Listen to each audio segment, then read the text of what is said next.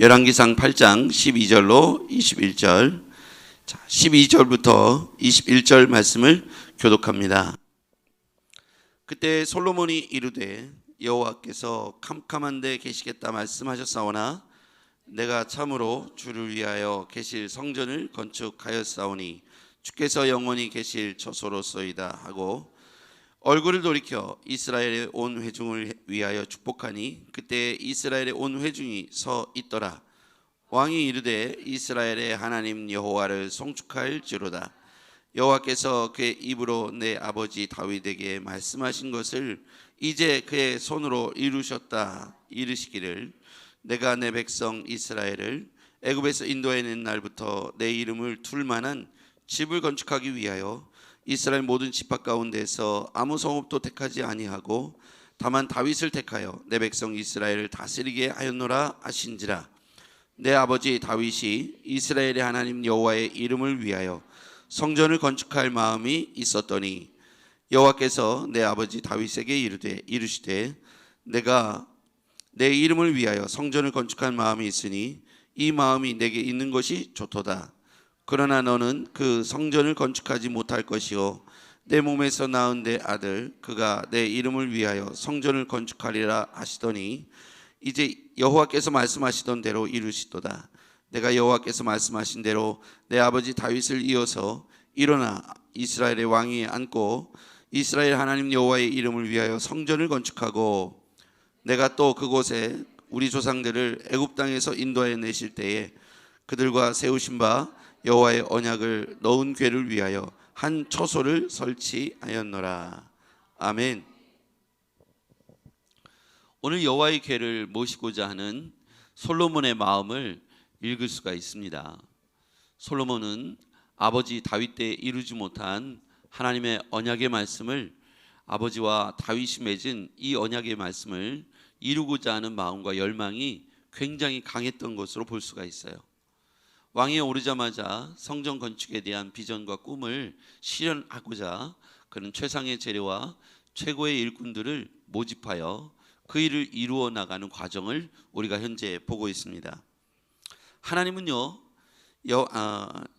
하나님이 계실 처소와 그리고 그 예배 장소에 대한 뜻을 갖고 계셨습니다. 애굽에서부터 이스라엘을 이끌어내셨을 때 하나님이 예배의 처소 그곳을 한 곳으로 지정하고 예배 처소를 지을 만한 사람을 지정하셔서 지을 만한 처소와 그리고 지을 만한 지파를 지정하셔서 그들만이 그 일을 감당하도록 하셨다는 겁니다. 하나님께서 지정하신 처소를 갖고 있었던 마음의 뜻은 아마도 이럴 겁니다. 이스라엘 백성들이 가나안 땅에 들어갔더니 애굽에서 나와서 가나안 땅에 들어갔더니 가나안의 신전 문화가 이미 정착하고 있었죠. 이방의 그 우상의 제산 문화가 이방 문화였으니까 당연히 그곳에 성행하고 있었다는 겁니다.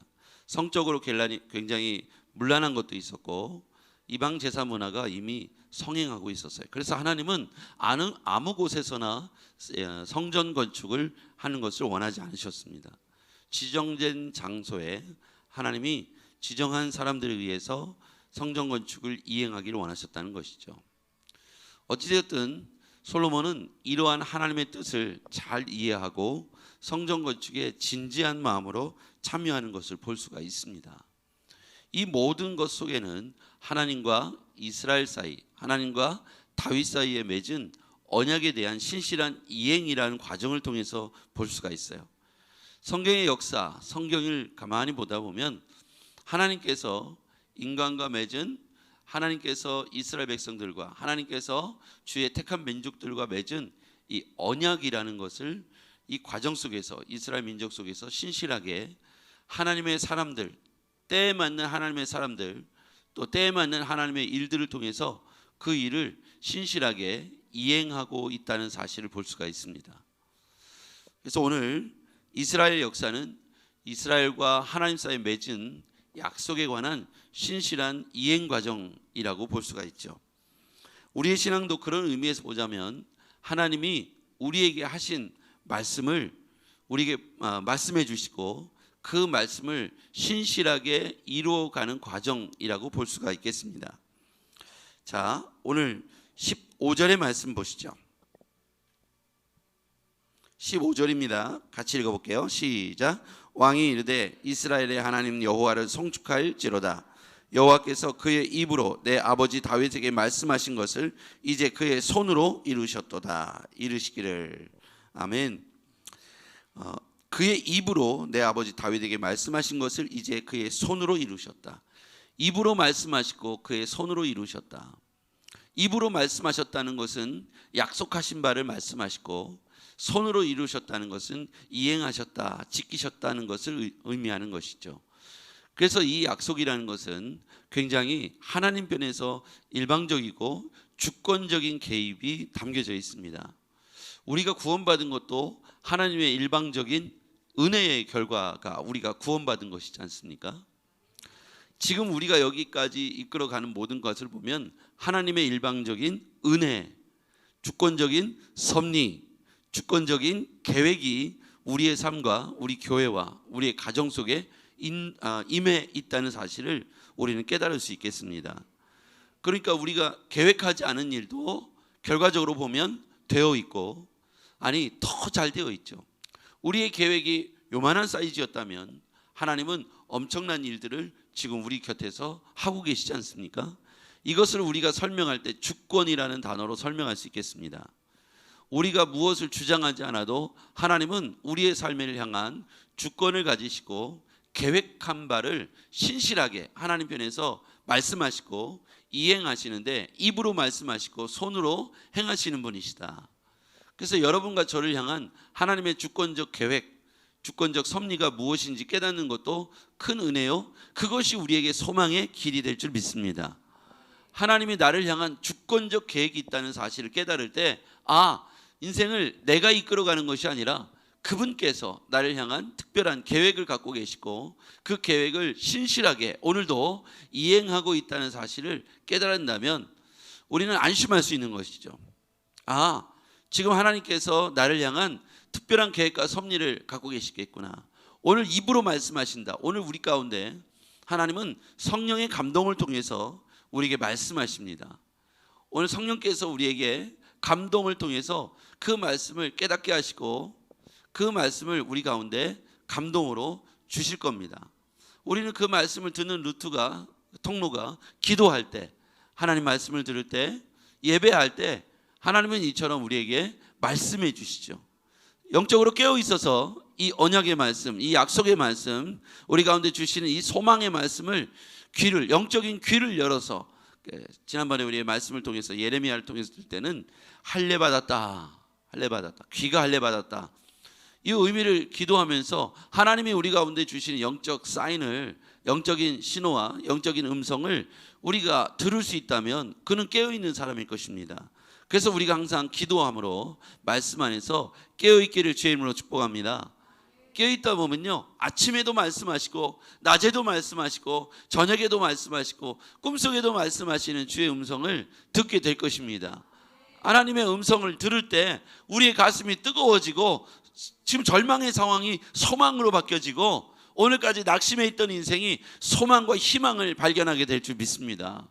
하나님의 음성을 듣고 사인을 보게 되면요, 가슴이 뜨거워지는 거예요.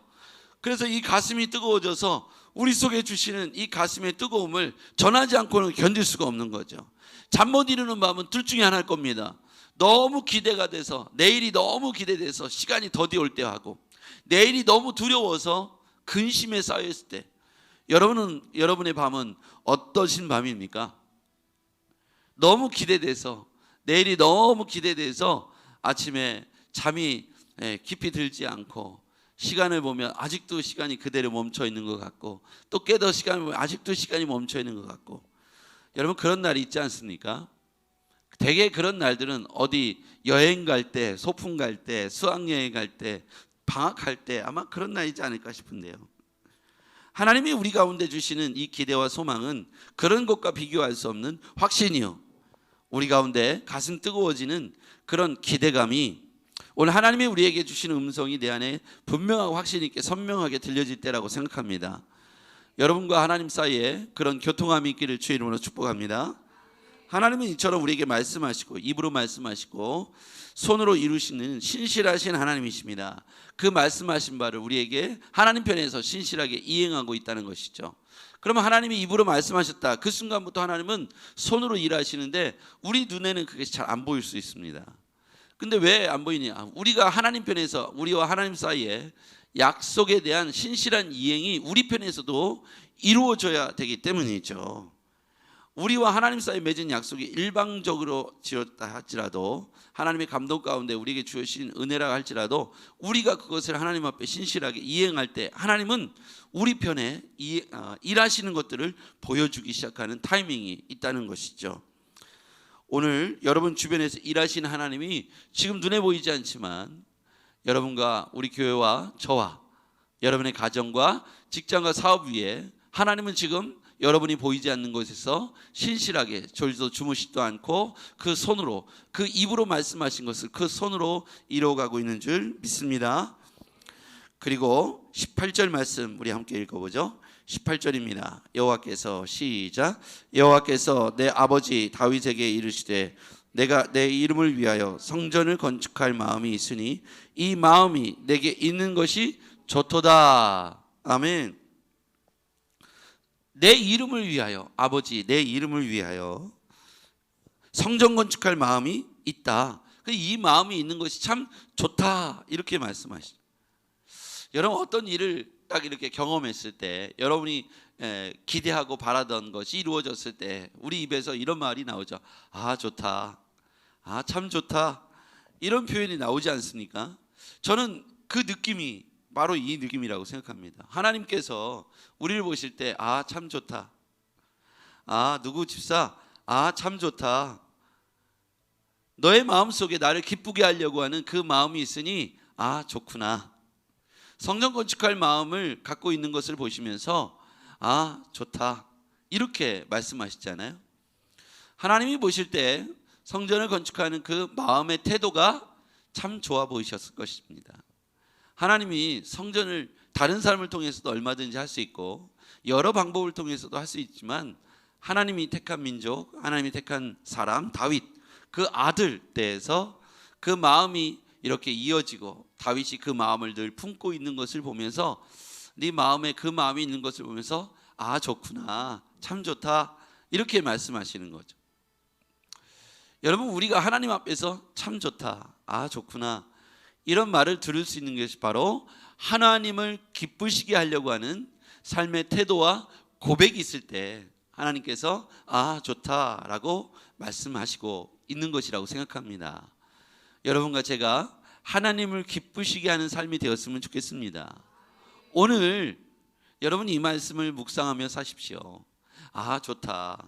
여러분이 자녀를 향해서 아 좋구나 이런 마음이 들 때가 언제일까를 생각해 보면 우리가 하나님 앞에 어떻게 살아야 될지 저는 분명해지고 선명해진다고 생각합니다. 하나님을 아버지라고 표현한 것 속에는 우리가 경험할 수 있는 이 땅의 아버지, 이 땅의 부모와 자녀의 관계 속에서도 힌트가 있다고 생각합니다. 우리가 하나님 아버지를 기쁘게 할 수 있는 것은 자녀가 아버지에게 어떻게 행했을 때 아버지의 입장에서요, 자녀의 입장이 아니고 아버지의 입장에서 자녀를 바라볼 때 무엇을 기뻐할지를 생각해 보자는 거죠. 자녀가 아버지를 향해서 바라보는 기쁨의 내용과 아버지가 자녀를 바라볼 때 기쁨의 내용이 좀 다르더라고요. 그렇죠? 자녀들은 오해할 때가 있어요. 내가 이렇게 하면 우리 아버지가 기뻐할 거야. 내가 돈 좀 많이 벌어오면 우리 아버지가 기뻐하겠지. 근데 아버지는 아이가 돈을 많이 벌어와서 선물을 크게 줘서 그게 기쁘다, 물론 있을 수 있죠. 그런데 그 마음보다는 아이가 부모를 향하여 어떤 말 한마디, 또 자녀가 부모를 향하여 어떤 고백, 자녀가 부모를 기쁘게 하는 건 부모가 기뻐하는 게 뭔지를 정확히 알고 그 기쁨을 위하여 애쓰는 모습을 보면서 힘들고 어렵지만 그 물질에 작고 크고 상관없이 마음이 기뻐지고 행복해지는 거 아닙니까? 작은 것, 그의 태도, 그의 마음, 그의 씀씀이를 보면서 부모는 기뻐하는 것이죠. 여러분 우리가 생각할 때 하나님 앞에서 저는 이런 마음들이 중요하다고 생각합니다.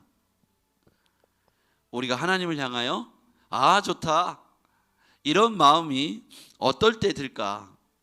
몰래 조용히 예배당을 청소할 때. 저는 그렇다고 생각이 듭니다. 왜냐하면 다른 사람에게 보여주려고 청소하는 모습을 보면 아 좋다 이런 마음보다는, 그런데 아무도 없는데 하나님과 1대1로 바라보면서 하나님 앞에서 그런 태도를 보일 때 아 좋다. 우리는 어쩌면 기도의 대부분의 내용은 우리의 것을 좀 달라고 말이죠. 알아봐 달라고, 고통스럽다고 힘들다고 도와달라고, 어쩌면 그렇게 아버지 하고 막 징징징징 될 때가 있잖아요.